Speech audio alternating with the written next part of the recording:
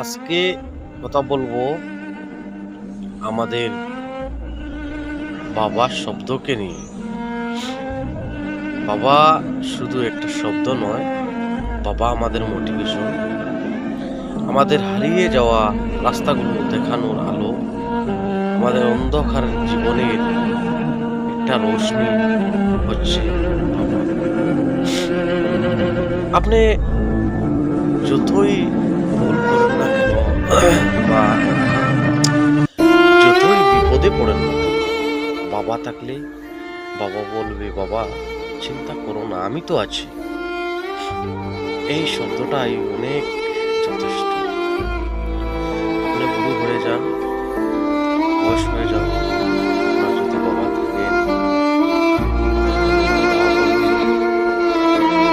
বাবা আমি তো আছি, চিন্তা করো না। এই বাবা শব্দটা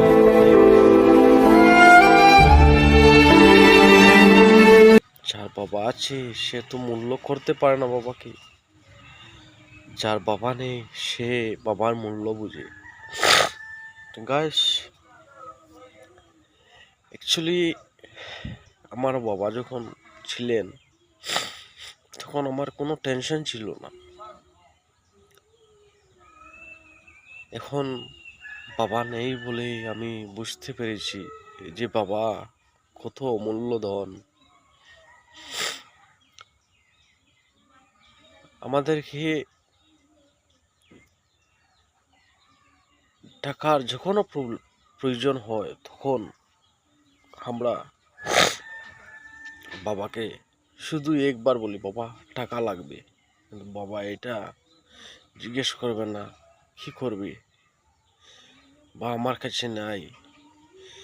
বাবায় ছিঁড়ে কাপড় পিনতে থাকবে, কাপড় কিনবে না, স্যান্ডেলটাও ভালো থাকবে না কিন্তু কিনবে না, আমাদের জন্য টাকাটা দিয়ে দেবে।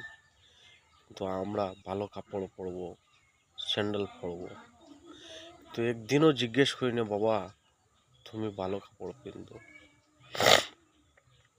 এটাই বাবার শব্দের অর্থ। প্লিজ যাদের বাবা আছেন তারা বাবাকে সম্মান করবেন, এটাই আমি বলার ইচ্ছে ছিল আমার। ধন্যবাদ। বাবা একজন অমূল্য ধন।